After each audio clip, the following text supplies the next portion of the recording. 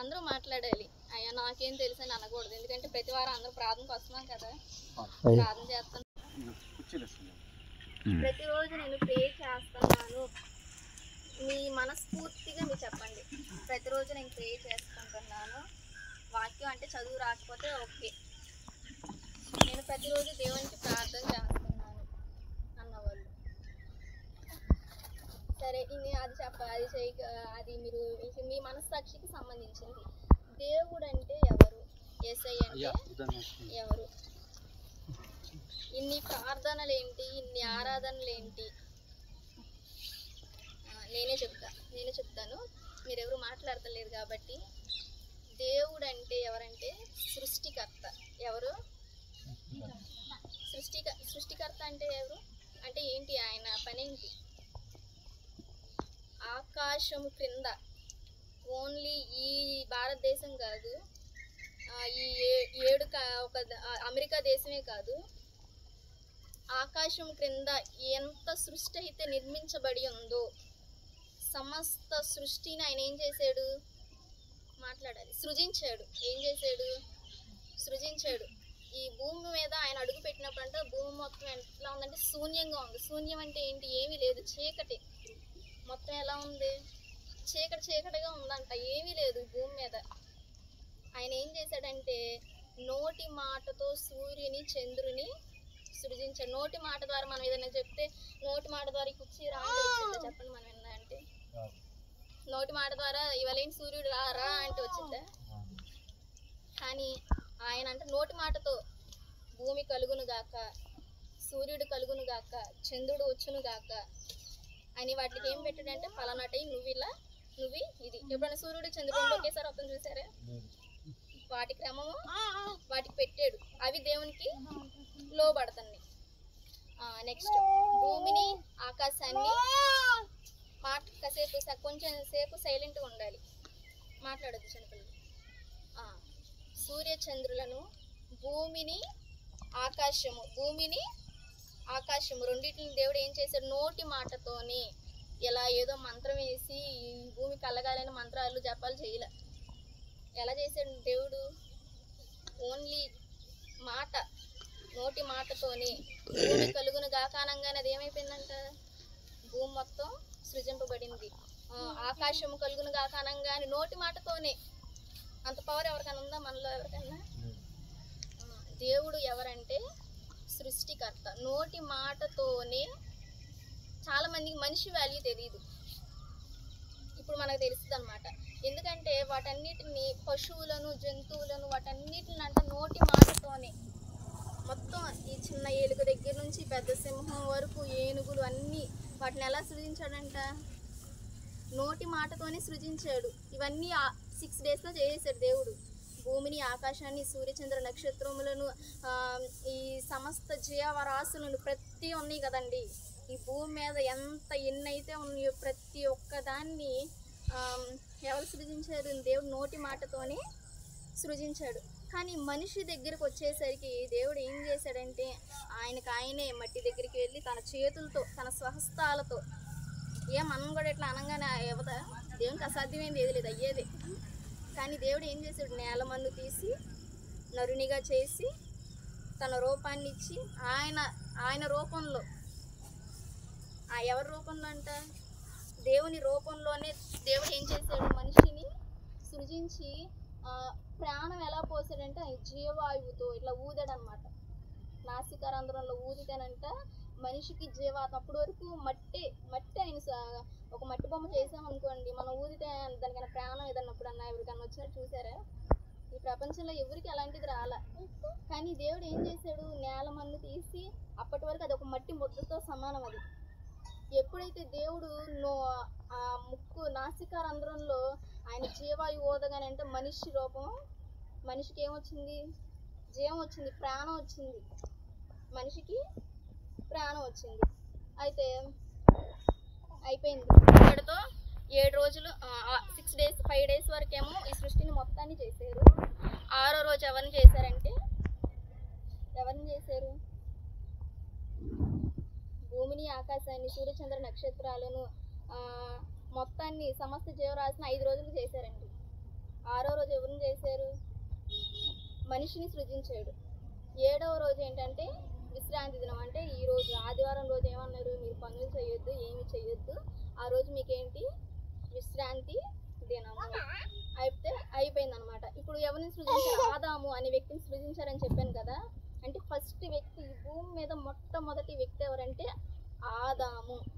సైంటిఫిక్గా ఏం చెప్తారంటే ఆది మనుషులు ఉండేవాళ్ళు, ఆది మానవులు ఉండేవాళ్ళు, వాళ్ళు ఏంటి చిన్నపిల్లల పుస్తకాల్లో ఉంటాయి, వాళ్ళు ఆకులతో కట్టుకునేవాళ్ళు. అదంతా వాళ్ళకి ఏంటంటే పూర్తిగా తెలియక నాకు తెలిసి బైబిల్లోని కొంచెం కాపీ కొట్టి ఏం చేశారంటే, నిజంగానే ఆదాము ఏం చేశాడు వాడంటే, అప్పుడు బట్టలు ఉండేవి కాదు, కట్టుకుని కాయలు అయ్యి తిని దేవుడితో ప్రతిరోజు ఒక మంచి అనుబంధం కలిగి ఉండేవాడు. ఇక దేవుడు ఎవరంటే ఆయన రాజులకు రాజు, ప్రభువులకు ప్రభు.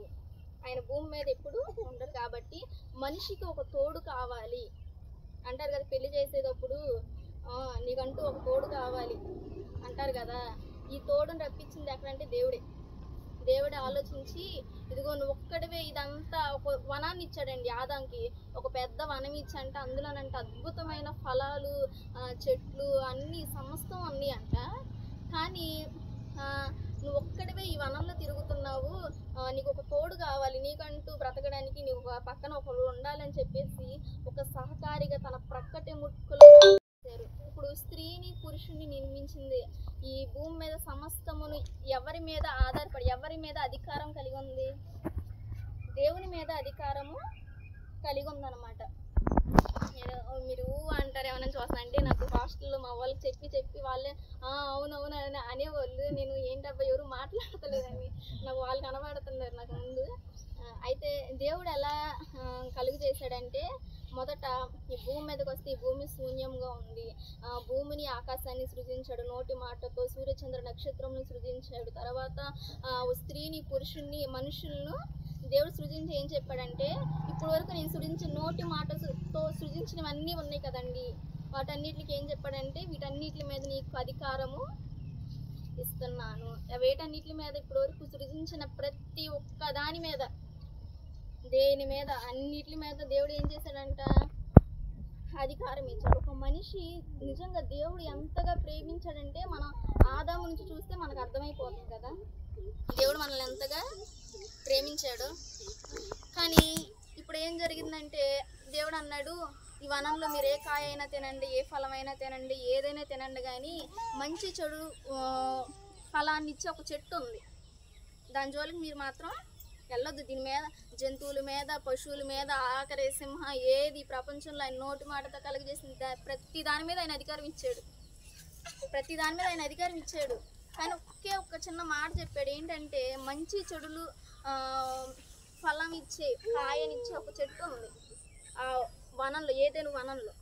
అయితే ఆ కాయని మీరు తినొద్దంటే, ఇప్పుడు మనం స్టార్టింగ్లో దేవుని పరిచయం చేశాం. ఇప్పుడు సాతాను ఎవరంటే, దేవుడు ఆకాశంలోనంట, పరలోకంలోనంట కొన్ని కోట్ల దూతలతో ఆయన పరిశుద్ధుడు ఆయన స్తుతిగానం చేస్తా, అయ్యా నువ్వు రాజులకు రాజువయ్యా, ప్రభువులకు ప్రభువయ్యా, ఇదిగో నువ్వు సృష్టికర్తవయ్యా, ఇదిగో నువ్వు నోటి మాటతో ఇలా చేసావు దేవుని స్తుతిస్తారంట. పైన దేవదూతలు అని అంటారు కదా, మనం ఇప్పుడు నిన్న దేవదూతలని. అయితే సృజిస్తేనంట అట్లా వాళ్ళు స్తుతిస్తారు దేవుణ్ణి. అయితే ఆకాశంలో ఒక దేవదూత దేవునికి వచ్చే మహిమ ఉంటుంది కదా, గొప్పతనం ఉంటుంది కదా, అమ్మో ఈయనకేంటి ఇంత మహిమ, ఏంటి ఇంతగా పొగుడుతున్నారు, ఈయన అందరికీ రాజా అనుకుని గర్వపడిందంట. మనసులో ఏం పడింది? గర్వపడింది. ఇక దేవుడు ఏం చేశాడంటే, దాన్ని భూమి మీదకే తోసేసాడు. దాన్ని, నువ్వు ఇక్కడ నా స్థానంలో మాత్రం నువ్వు ఉండకూడదు అనగానే ఇక దేవుని మీద కొంచెం పగ పెంచుకొని ఏం చేసిందంటే, దేవుడు ఒక మనిషిని సృజించాడు కదా, ఇక్కడ ఆ మనిషికి అంట సృష్టి మీద సర్వాధికారాలు ఇచ్చాడంట. మనిషిని ఎట్లయినా మనం పాడు చేయాలని చెప్పేసి ఆదాము అవ్వని సృజించారు కదా. ఆదాము పురుషుడు, ఆ హవ్వ స్త్రీ అనమాట. అయితే ఆదాము అయితే మాట వినడని చెప్పేసి అవ్వ దగ్గరికి వెళ్ళి, నీకు ఒకటి తెలుసా, నువ్వు ఆ కాయ తింటే నీకు మరణం ఉండదు అని చెప్పంగానే ఈ అవ్వ ఏం చేసింది? వెళ్ళిపోయి తినేసింది. ఒక్కటే తిన్నది కాకుండా ఇంకేం చేసింది? ఆదాముకు కూడా కొంచెం ఇచ్చిందనమాట. ఇవ్వంగానే ఇంకా ఈలోపు దేవుడు వస్తాడు. వచ్చంగానే వీళ్ళు ఏం చేస్తారంటే దాక్కుంటారనమాట. దాక్కుంటారు. దేవుడు వచ్చి రోజు వాళ్ళతో పలకరిస్తాడంట ఏం చేస్తున్నారు ఏంటి అని. అయితే ఒక రోజు దేవుడు అంట వనంలోకి వచ్చి ఆదాము అవ్వ ఎక్కడ అని చూస్తుంటే వాళ్ళంట చెట్ల దగ్గర పుట్ల దగ్గర ఏం చేస్తున్నారు, ఎందుకు దాక్కున్నారు? తప్పు చేశారు కాబట్టి. ఎందుకు దాక్కున్నారు? తప్పు చేశారు కాబట్టి. ఆ తప్పు గల కారణం ఎవరు? సాతాను. ఒక సర్పం ద్వారా వచ్చి ఏం చేసింది, ఆ ఫలాన్ని తినేలాగా చేసిద్ది అనమాట. ఇక తప్పు చేయగానే దేవుడు వచ్చి వాళ్ళు ఏం చేస్తాడంటే అక్కడ నుంచి తోలేసి, ఇదిగో పురుషుడికి ఏమంటాడంటే స్టార్టింగ్ లో, నువ్వు కష్టపడి ఫలించి, నువ్వు కష్టపడితేనే గాని నువ్వు తినలేవు, 2 పూట్ల తినలేవు. నువ్వు కష్టపడి నువ్వు తినాలి. స్త్రీకి ఏం చేస్తాడంటే నువ్వు ప్రసన వేదన చేత నువ్వేంటి గర్భాన్ని ధరిస్తావు, ప్రసన వేదన చేత నువ్వు గర్భాన్ని ధరిస్తావని చెప్పేసి వాళ్ళని అక్కడ నుంచి పంపించేస్తారు. అలా జన విస్తరించి ఇంతమంది అయ్యామన్నమాట మనందరం. ఇప్పుడు మనందరం ఇంత అయ్యాం. ఇప్పుడు చెప్పండి, మన తండ్రి ఎవరు?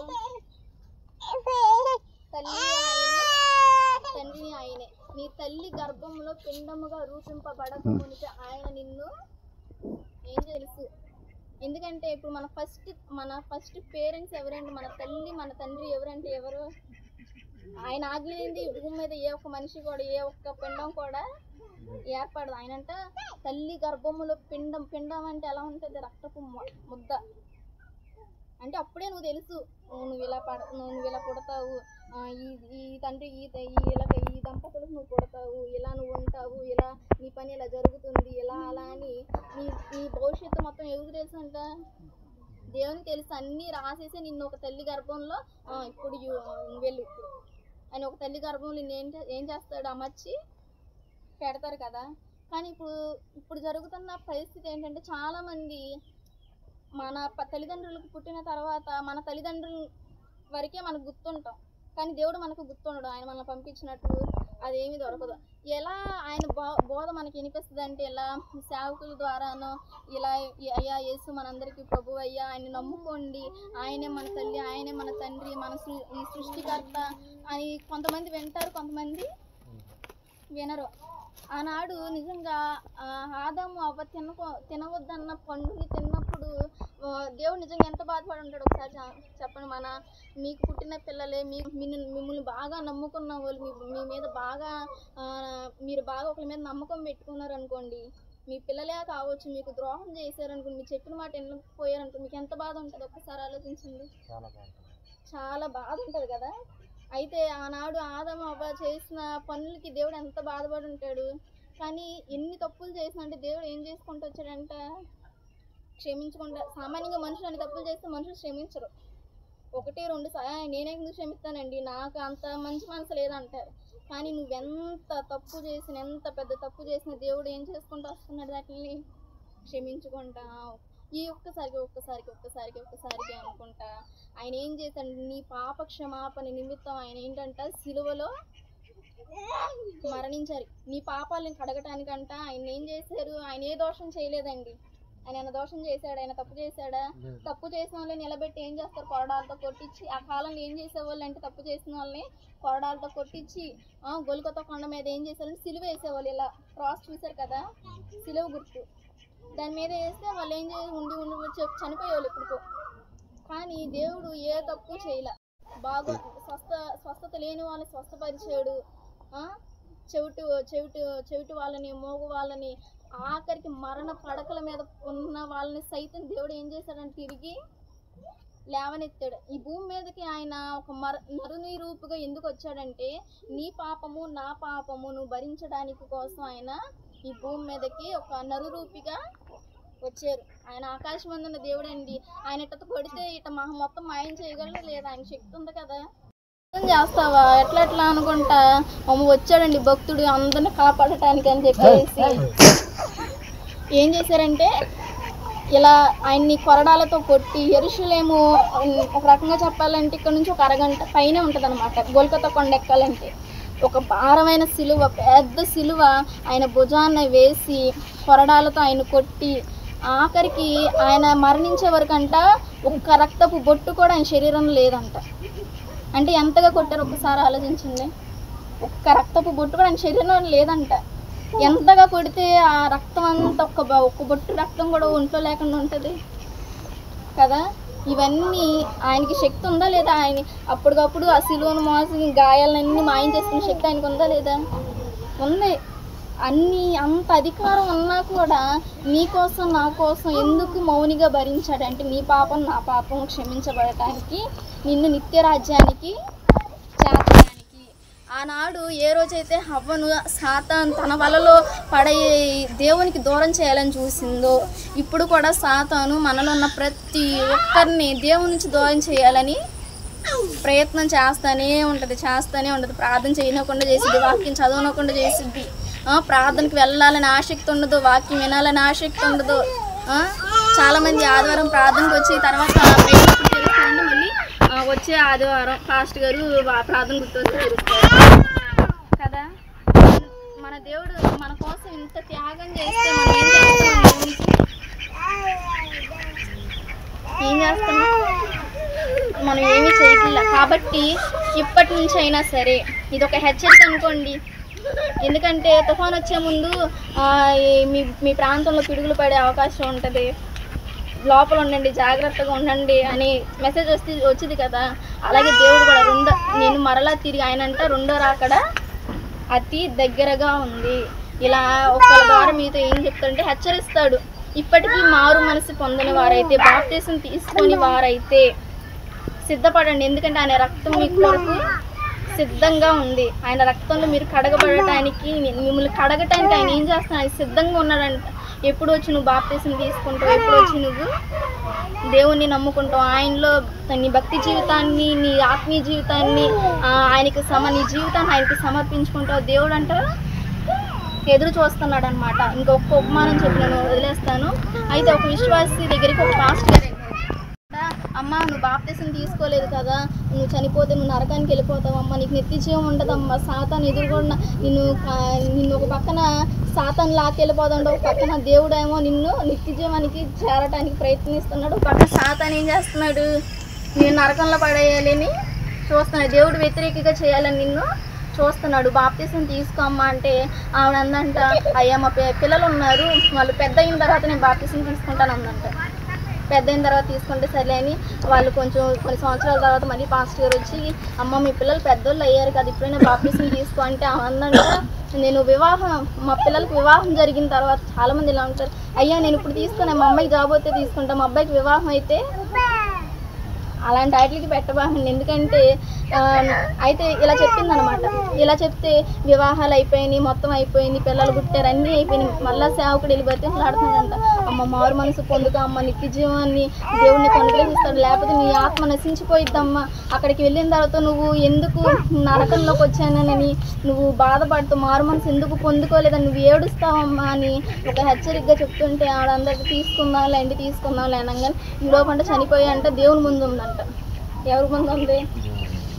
దేవుడి ముందు ఉంటే అంటుందంట, దేవుడు అడిగాడంట, ఏమని అడిగాడంట, అమ్మ మారు మనసు పొందావా అని అడిగాడంట. ఏమడిగాడు దేవుడు?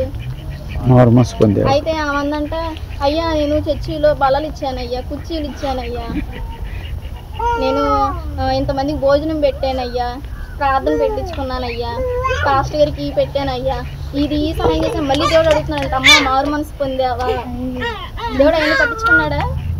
అవి చేయడం కరెక్టే, కానీ దేవుడు అన్నంట, అమ్మ మారు మనసు పొందావా అంటే మళ్ళీ చెప్తున్నాంట, అయ్యా నేను ఇది ఎంత చేశానయ్యా, నీకోసం అంత ప్రార్థన చేశానయ్యా, ఇన్ని పాటలు నేర్చుకున్నానయ్యా అంటే నువ్వు మారు మనసు పొందావా అని అడుగుతున్నాడంటే దేవుడు. పొందలేదయ్యా అందంట దీనంగా.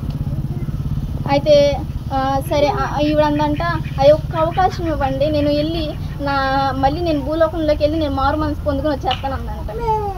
సరే అన్న దేవుడు అన్నాడంటే, సర్లే అడిగింది లేని దేవుడు ఏదైనా చేస్తాడు, అడిగిన వారికి ఆయన ఏం చేస్తాడు, ఇస్తా ఆయన, ఎందుకంటే ఆయన అంత ప్రేమ కలిగిన మనసు కాబట్టి. సరే అమ్మ ఇళ్ళని భూలోకం పంపిస్తానంట. సమాధి దగ్గర ఆవిడ శవం పాతి పెడతాను కానీ రెడీగా పెట్టారంట. ఈలోపు పాస్టర్ అమ్మ ఆఖరి చూపు ఎవరైనా చూడాల్సినారు ఆమె టిక్కుని లేచి కూర్చుందంట.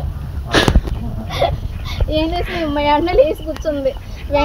కూర్చుని అందరూ ఎవరు కాళ్ళు ఇక పారిపోయి ఇంట్లోకి వెళ్ళిపోయి గడలే వేసుకుని దెయ్యం వచ్చింది అని గడ వేసుకుని పాస్ట్ గారు రూమ్లోకి వెళ్ళిపోయి గడ వేసుకున్నారంట. వెళ్ళి దేవుడు అన్నాడంటే వెళ్ళే ముందు ఒక హెచ్చరిక ఇచ్చాడు, నీకు భూలోకంలో 2 గంటలు మాత్రమే సమయం ఇస్తాను, ఈలోపు నువ్వు బాప్తిసం తీసుకుని వస్తే నీకు నిత్య జీవం, లేకపోతే నీకు నరకాగ్ని. అయితే సర్లే ఈ 2 గంటలు ఎట్టగొట్ట బాప్తిసం తీసుకోవాలని ఇక అందరూ ఇంటికి వెళ్ళి తలుపులు కొడుతుంది. విశ్వాసులు ఇంటికి వెళ్ళి అమ్మ నేనమ్మ మార్తమ్మ, అమ్మ నేనమ్మ మరియమ్మని అని కొడుతుంది. ముందు పాస్టర్ గారు ఇంటికి వెళ్ళింది. ఆయన అన్నాడంట తలుపు కొడుతుంది, అయ్యా నాకు బాప్తిసం తీసుకో, నువ్వు మార్తమ్మ కాదమ్మా, నువ్వు దెయ్యాన్ని, నువ్వు వెళ్ళిపో అని.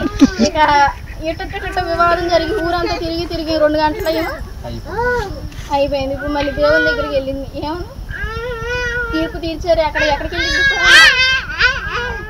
నరకానికి వెళ్ళిపోయింది. ఆగలాగా మీరు కూడా మారు మనసుని పోస్ట్ పోన్ చేయబాకండి, మార్చుకుంటాం, ఇప్పుడు తీసుకుంటే అప్పుడు తీసుకుంటే దేవుడు నీతో సూటిగా ఒక వ్యక్తి ఇక్కడ నుంచి నిలబడ్డారు అంటే దేవుడు నీతో మాట్లాడుతున్నట్లే.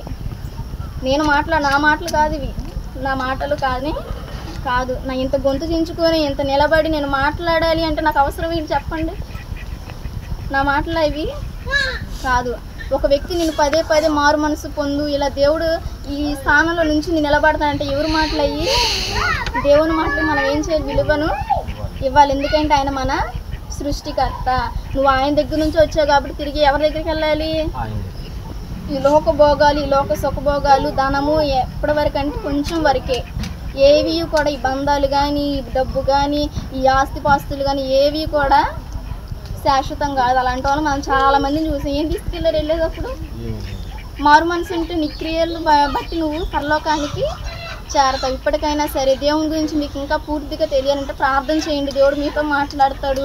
వాక్యం చదవండి ఇంకా క్లారిటీగా. దేవుడు అంటే ఎవరు, అసలు మనిషిని ఎందుకు సృజించాడు, అసలు నీ చిత్తం ఏంటి, ప్రతి ఒక్కటి దేవుడు ఏం చేస్తాడంటే మీకు అడగండి. దేవుని అయ్యా నాకు నువ్వంటే పూర్తిగా తెలియదు. ఎందుకంటే ఒక దాని గురించి మనకు పూర్తిగా తెలిస్తేనే కదా దానిలోకి మనం వెళ్తాను. కాబట్టి దేవుని గురించి ఇంకా పూర్తిగా తెలియాలంటే, ప్రార్థన నడవాలి అంటే ప్రార్థన చేసి దేవుణ్ణి అడగండి. ఇప్పటి నుంచి ప్రార్థన చేస్తారా? ప్రతిరోజు ప్రార్థన చేసుకోండి, కళ్ళు మూసుకోండి అందరూ. పరిశుద్ధుడా, ప్రేమ కలిగిన తండ్రి, సర్వాధికారి, ఇదిగో నీ పాదాల దగ్గరికి వచ్చి ఉన్నాను అయ్యా. ఇదిగో నీ సన్నిధిలో ప్రార్థిస్తున్నాము తండ్రి, మా సృష్టికర్తమైన మా దేవా. ఇదిగో నా తల్లి గర్భములో పిండముగా రూపింపబడక మునిపే నన్ను ఎన్నుకున్నావు, నన్ను ఏర్పరచుకున్నావు, ఈ భూమి మీదకు నన్ను పంపించావు. ఇదిగో నా తండ్రి నైనా ఈ భూమి మీద సర్వ అధికారాలు నువ్వు మాకు ఇచ్చావు. నీ చేతితో, నీ హస్తముతో, నీ స్వహస్తాలతో మమ్మల్ని ఒక మనిషిగా మమ్మల్ని నిర్మించినందుకు నీ పాదాలకు స్తోత్రాలయ్యా, వందనాలయ్యా నీకు. ఇదిగో తండ్రి నైనా మేము నీ మార్గంలోకి మేము తెలుసుకోలేకపోయి ఇప్పుడు వరకు నైనా అన్ని జీవితాన్ని జీవించాము, ఈ లోక సంబంధమైన జీవితాన్ని జీవించామేమో. నీలో స్థిరపరిచే హృదయాన్ని మాకు ఇవ్వండి అయ్యా, నిన్ను నమ్ముకునే హృదయాన్ని మాకు ఇవ్వండి అయ్యా. ఇదిగో నా హృదయం కఠినంగా ఉందేమో, ప్రార్థన చేయలేకపోతున్నానేమో, వాక్యం వినలేకపోతున్నాను, వాక్యం చదవలేకపోతే తండ్రి ఒక్క రక్తపు బొట్టు కూడా నీ శరీరంలో ఉంచకుండా మా కొరకు నువ్వు మరణించావు కదయ్యా. ఇదిగో నా ఆత్మలో నైనా ఇదిగో తండ్రి నరక అగ్నికి నేను పంపించొద్దు, నాకు